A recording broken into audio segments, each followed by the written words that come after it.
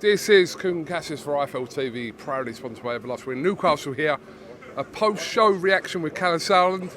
Pat McCormack there at the end there, impressive.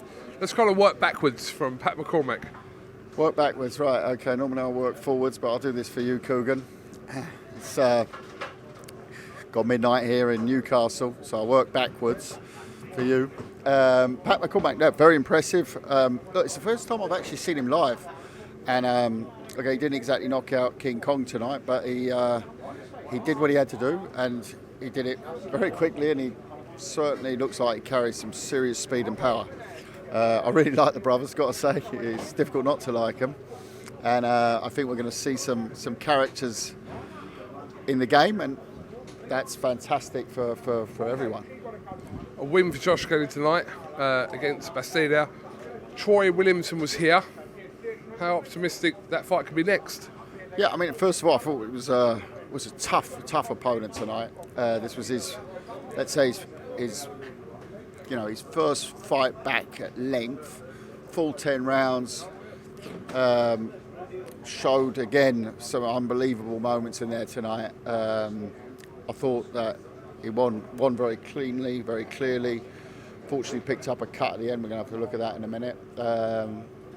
But it was just great to get those rounds under the belt, and I think he showed often signs of what he can do, and I'm sure they'll go and work on it. They've had some fantastic camp time, and he's got so much class and style in the ring, and the power and the speed and everything. It was great to see. Credit to the Argentinian Bastida, fantastic performance from him as well. Very tough guy. Yeah, we're onwards and upwards with Josh, yeah. And you mentioned Troy Williamson, ringside, decided to interrupt the post-fight interview. Someone told him to do that, by the way. Yeah, it certainly surprised me. He came in there with a real glint in his eye. I said, "You're not fighting me." He looked straight at me, and I was, so he was, it was a scary moment. But it's a fight that's been ordered. It's a fight that obviously we'll negotiate now with his promoters and see if we can do that. There's always a purse bid if not, but it's an obvious fight that will be next. I mean, there's a lot of fights that are very interesting for Josh on a domestic level, but for me, those domestic fights also have to be a springboard to what we want to achieve, and that's not to become a domestic champion, it's to become a world champion. So everything has to be the right plan and the right strategy. Harlem EUBANK with a win tonight. Not the ending that he would have wanted, but crazy fight. Yeah, crazy fight. First of all, absolutely fantastic performance from Harlem.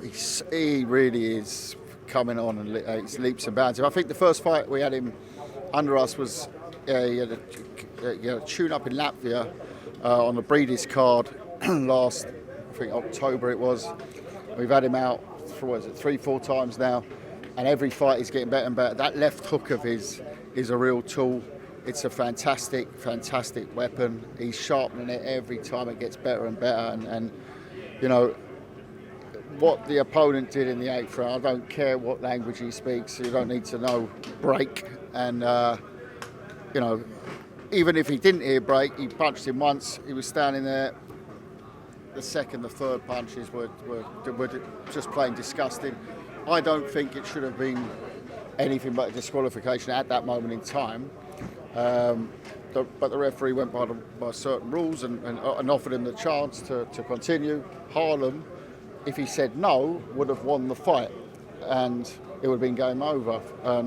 Most fighters probably would have done that. Harlem, though, he said, no, I want to continue. I think he said it 3 times. 3 times he asked him. He probably asked him because, are you sure, mate, you want to continue? And he did. And he went in the 9th round, I think he almost took him out. So, you know, also showed that he has a set of cojones. And, you know, the EUBANK name is a big name, of course, in British boxing. But Harlem has really come out of the shadow. You know, he was the I wouldn't say the unknown EUBANK, but you know, he's now 15-0. And I tell you, he's going to go all the way. I'm telling you, and that's not promoter talk. He dedicates his life to the sport and is so fast improving, and he's going to be back out in the autumn, and I expect him to headline. Okay, let's run through some of the highlights of the card tonight.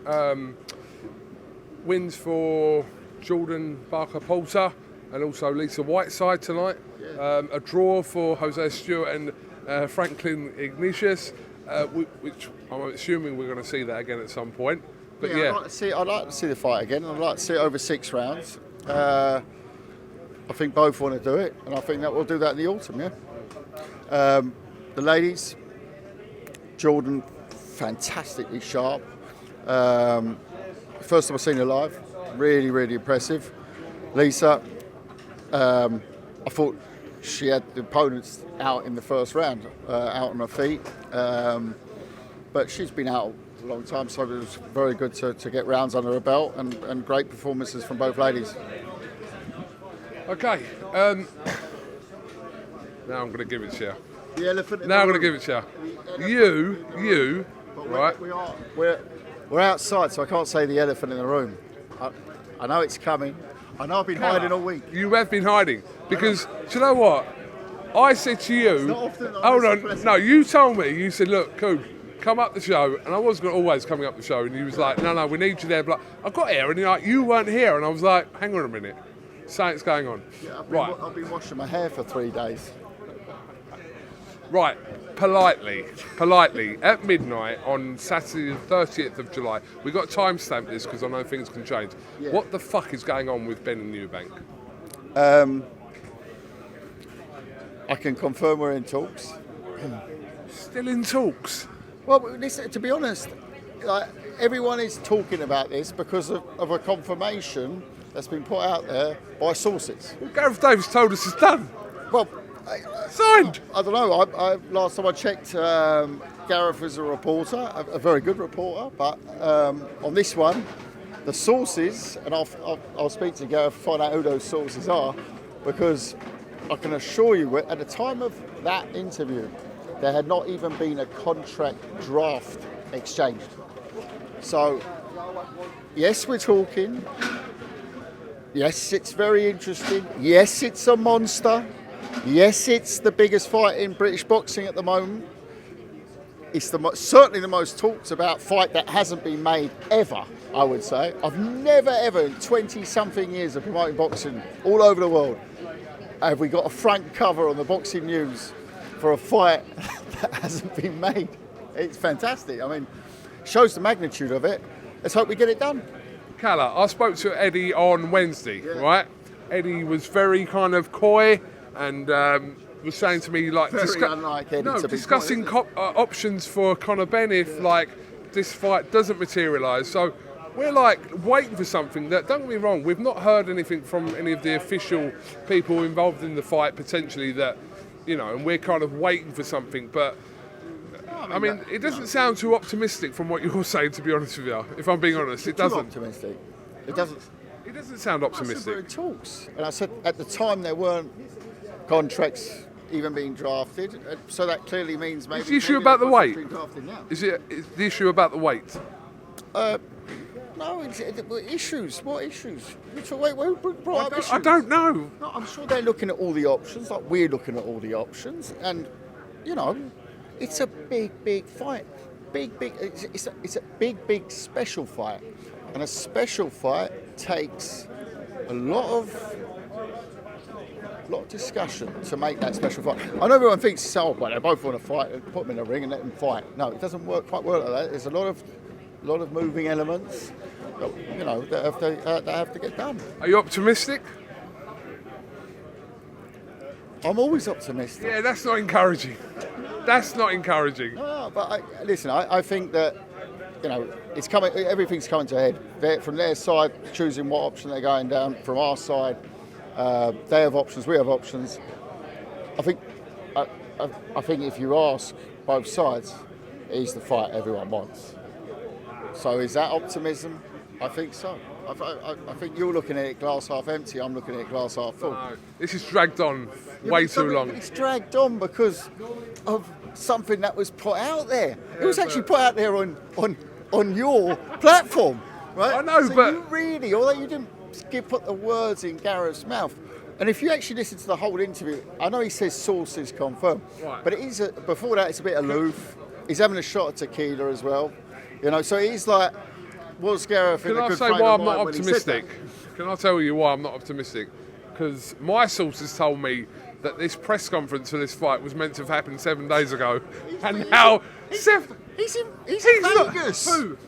Junior's in Vegas. No, but he can fly back. Yeah, of course he I was can. told a week We ago had a- this we was had a meant to show happen this like week. at least 6 days ago. It ain't Press happened. like that in our event week. No. I don't know who told you. No, there's something funny about this. No, there's nothing.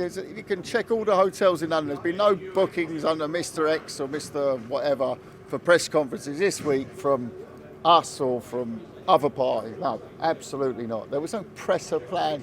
He said, if there I'm was only a telling you what my sources told me. yeah, no, Obviously wrong. must be the same sources as Gareth Davis. Maybe you were the source for Gareth Davis. Maybe. And he's the source for Maybe. you. No, it's just, look, maybe it's a pipe dream, maybe it happens, maybe it doesn't, but look. Well, I did predict it. I did. Yeah, I remember your tweet actually from a few years ago and everyone was slaughtering you Yeah, for it as well. I know. I did predict it. Sometimes I get them right. Sometimes you don't. All right, well, listen, on this one, I might. we'll catch up next week anyway at some point, but yeah, listen, good show tonight. Some interesting steps for some of the fighters tonight, and we'll look forward to an announcement tomorrow. Announcement of an I was announcement. told the announcement was coming Wednesday, Thursday, But you know what? Friday, But- Saturday, sorry, and last- tomorrow. Last one. Normally, if I say, oh, we're going with an announcement next week, everyone says, oh, fuck, he's that Sauerland again with his fucking announcement of an announcement. NFTs. No, don't start me on NFTs, I'm just learning them. No, but an announcement of an announcement. So there's no announcement of an announcement. You'll be hearing from us. Something funny. I'm not optimistic anymore after this conversation, to be honest with you. I hope I'm wrong. I hope next week, Monday morning, I wake up and it's been announced, posters out, etc. But I'm not too optimistic. Just believe, Kug. KALLE SAUERLAND, thank you very much for talking to IFL TV, and we'll catch up with you next week. Absolutely. Welcome, Team Everlast, to the Team Everlast Fitness app.